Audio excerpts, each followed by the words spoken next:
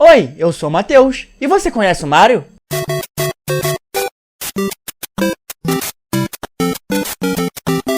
Eu tenho quase certeza que sim, afinal é o Mario, o grande bigodudo da Nintendo, surgindo pela primeira vez em 1981 de uma falha tentativa de criar um jogo do Popeye. A Nintendo já tinha um projeto quase pronto, mas acabou perdendo os direitos, então decidiu fazer uma criação própria de produção de Shigeru Miyamoto. E assim nasceu Donkey Kong. Mario tinha um nome diferente, era carpinteiro e se chamava Jumpman. Seu objetivo era pular barris e salvar Pauline, seu interesse amoroso. Ela tinha sido raptada pelo malvado Donkey Kong. Mario, seu safadinho! Mas só em 1983 ele recebeu seu nome definitivo, baseado no dono do galpão da Nintendo na América, Mario Segale. The landlord's name? Mario Segale. And so, Jumpman is named Mario. Despite the unusual story and characters, players quickly learned to love the game. Mas ele também recebeu um irmão, Luigi, quando finalmente se tornaram encanadores. Até que nesse fatídico ano de 1983, aconteceu o grande crash da indústria dos videogames. E não estamos falando do Crash Bandicoot, e sim das muitas empresas querendo copiar o sucesso do Atari na época. Isso causou em vários lançamentos de consoles e jogos horríveis e acabaram causando o desinteresse das pessoas por esse mercado. E então a Nintendo surge do nada trazendo o famoso Famicom. Aqui no ocidente teve um nome diferente, o NES, que nós brasileiros chamamos carinhosamente de Nintendinho. E junto desse console veio o grandioso e revolucionário Super Mario Bros.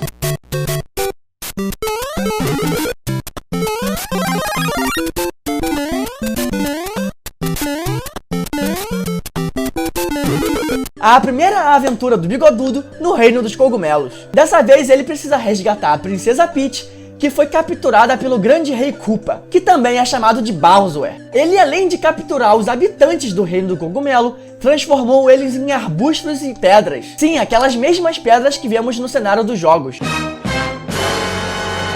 Bem bizarro, né? Contava com 8 mundos e 4 fases em cada uma muito bem trabalhada e interessante, com várias peculiaridades do mundo do Mario, como os inimigos, os power-ups e os famosos canos. Foi aquele tipo de jogo que fez uma mudança incrível e inacreditável na indústria dos games, botando os jogos em um novo patamar de qualidade, com design incríveis, inimigos únicos e diversão de montão. É claro que foi um sucesso, né? Além de popularizar o gênero plataforma, foi um dos maiores responsáveis pela recuperação da confiança dos consumidores no mercado de games mundial. O universo do Mario está sob domínio da Princesa Peach e se passa no Reino dos Cogumelos, um local com bastante lugares e vasta variação de ambientes. No jogo Super Mario RPG, podemos ver mais detalhadamente a vida dos civis na cidade. Existiam na época alguns livros chamados Nintendo Adventure Books, que contavam curiosidades e historinhas dos personagens dos jogos. No segundo livro temos as informações de que Mario na verdade mora no Brooklyn, e ele usa os canos mágicos da rede de esgoto da cidade para ir até o Reino dos Cogumelos. Basicamente como se fosse um portal para outra dimensão. Eu acho isso meio louco. Depois do grande sucesso do jogo, foi lançado em 1986 o Super Mario Bros 2, que na verdade não era muito bem um jogo. Usava muitos elementos do primeiro jogo, mas também trazendo novidades, como o cogumelo venenoso e a brilhante ideia de poder pular mais alto.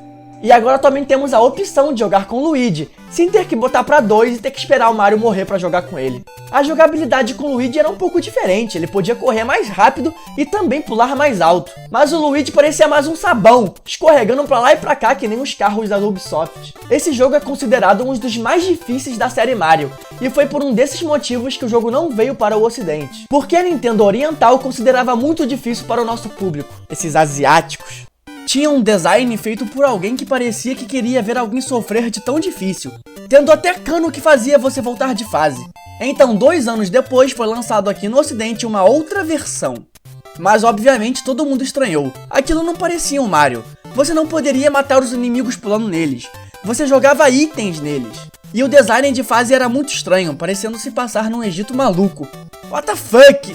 Até que descobrimos que na verdade o jogo não passa de uma pequena edição de outro jogo, o Duck Duck Panic, jogo lançado exclusivamente no Japão pela Nintendo. Já que não veio para o ocidente, a Nintendo da América viu que era a chance de lançar o Super Mario Bros 2 aqui nas terras ocidentais, modificando os personagens selecionáveis e a história para que se adaptasse ao universo do Mario, inserindo Mario, Luigi, Toad e Peach, cada um com habilidades diferentes.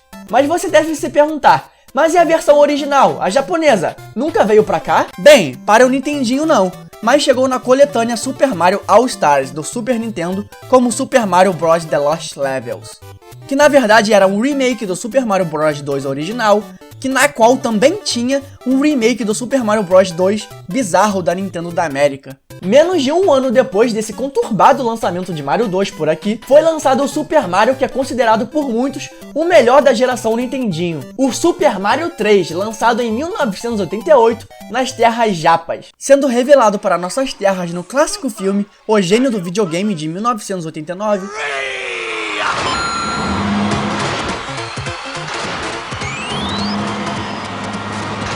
Sim, aquele fucking filme da Power Glove. I love the Power Glove. Trazendo de volta todas as mecânicas do primeiro Super Mario Bros. E aprimorado até o talo, com novos power-ups, inimigos, chefes e um design extremamente polido e criativo. O jogo trazia um mapa para a seleção de fases, que era obviamente desbloqueado cada vez que se completava um level, tendo uma quantidade absurdíssima de fases no jogo, sendo cada uma extremamente criativa, além de pequenos minigames de sorte, valendo os mais variados tipos de itens.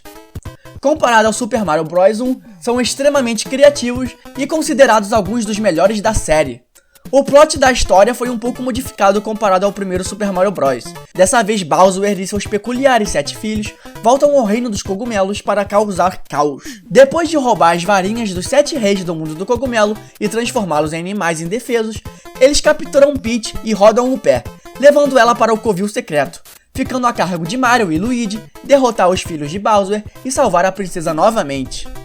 O mais interessante da história deste game é que tudo não passa de uma peça de teatro, interpretada pelos próprios personagens da série.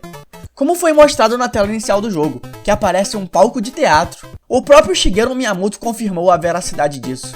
Bizarro, né? No mesmo ano de lançamento desse jogo nos Estados Unidos, é lançado o Super Nintendo lá no Japão, aquele famoso console de 16 bits da Nintendo que nós amamos de montão. E dessa vez mais uma nova aventura estreando com o console, Super Mario World. Um dos mais incríveis títulos de lançamento já criados, mostrando que o Super Nintendo era capaz, com gráficos extremamente coloridos, vivos e de alta qualidade, sendo superior em quase todos os quesitos aos seus antecessores. Mais inimigos, mais fases, mais power-ups, mais tudo, mostrando que agora está jogando com poder. Focando nisso, as mudanças no plot foram mínimas. Agora Mario foi para o reino dos dinossauros, onde a princesa foi capturada, e agora estará a cargo de salvar Peach das mãos de Bowser e seus filhos novamente. No reino dos dinossauros também conhecemos uma raça de dinossauros, os Yoshis, também conhecidos por nós. A quantidade de inimigos em Super Mario World é absurda, indo desde o clássico Goomba até meu Deus, o que é isso? Outro ponto absurdamente incrível e provavelmente um dos melhores do jogo é seu design e estilo de entrada no mapa. Como em Super Mario Bros 3, temos uma seleção de fases em um mapa gigantesco, cheio de segredos e rotas alternativas. Cada fase era peculiar, única e principalmente divertida, mesmo com a quantidade absurda de fucking 96 fases. Depois das aventuras de Mario no reino dos dinossauros, eis que voltamos no tempo e vamos para a Ilha Yoshi, em Super Mario World 2, Yoshi's Island. Dessa vez como um Mario bebê, que caiu da cegonha e foi resgatado pelos Yoshis na Ilha Yoshi. Ele deveria se lembrar disso toda vez que dispensa um deles para salvar sua própria vida, bigodudo ingrato. É com certeza um dos jogos mais lindos e bem trabalhados de toda a biblioteca do Super Nintendo. Depois de várias tentativas falhas de fazer um jogo contando com Yoshi, Miyamoto e sua equipe botam a mão na massa em acerto em cheio, fazendo um jogo magnífico, contando com o Yoshi e mostrando o quão único e inovador um jogo de plataforma pode ser. Além de ter uma das trilhas sonoras mais lindas de toda a série Mario, sem se importar com qualidade gráfica, e sim com o pacote todo, algo que a Nintendo segue fielmente até hoje. E falando em inovação, Miyamoto queria transformar o universo de Mario em 3D de um jeito único e diferente. Muitos dizem que essa ideia começou quando Star Fox foi lançado, mas a ideia só foi florir realmente quando o novo console da Nintendo estava chegando na área. E então em 1995 foi finalmente anunciada a nova aventura do Bigoduto para o Ultra 64, com um novo Mario totalmente em 3D, explorando todos os cantos do castelo da Peach. Inicialmente o jogo ia ter uma linha bem linear, bem parecido com os jogos 2D do Mario. Mas foi aí que a equipe de desenvolvimento notou que uma exploração livre e câmera diferente daria um ar muito maior de liberdade. E foi assim que novamente mudaram drasticamente a indústria dos games, ajudando a formar as bases dos jogos 3D. O Mario tinha movimentos fluidos, na qual não passavam aquele sentimento travado na maioria dos jogos 3D da época. Uma câmera que não atrapalhava na jogatina e um sentimento de liberdade nunca antes visto em um jogo lançado até aquele momento. Além de ter uma trilha sonora magnífica, que se insere incrivelmente bem em todas as 15 fases do jogo. Mas uma coisa não mudou, a história continua praticamente a mesma de sempre. A princesa Peach convida Mario a dar uma passada em seu castelo para comer um pedacinho de bolo, mas quando chega lá, é avisado por Lakitu que a princesa foi capturada novamente por Bowser, e que agora está a cargo dele salvar ela. Luigi era planejado para estar no jogo também, além de ter um modo multiplayer, mas foi infelizmente descartado por causa das limitações do console. Mas os rumores sacanas sempre estão por aí. Um ponto engraçado eram as formas peculiares que a galera criava de como desbloquear o Luigi, como por exemplo rodar 200 vezes em volta da fonte na entrada do castelo. Obviamente era tudo mentira, e eu como um trouxa fiquei rodando horas com o Mario à toa. Mario é um jogo que não possui uma história e enredo bem elaborados. O próprio Miyamoto afirmou que são jogos atemporais, ou seja, um jogo mais focado para a diversão, sem uma história e enredo complexos. E eu sei que é fascinante descobrir a história dos games que a gente não conhecia e descobrir um vasto universo por trás. Mas eu não podia deixar de falar do Mario nesse quadro, afinal, ele é um dos maiores clássicos do mundo dos games. E eu acho que sim, ele merecia um lugar aqui. Se você gostou desse vídeo, não se esqueça de dar aquele like maroto para fortalecer o canal e também deixar aquele feedback bom para eu saber o que vocês querem nos próximos vídeos. Muito obrigado a todo mundo que assistiu até aqui, a gente se vê no próximo vídeo e valeu!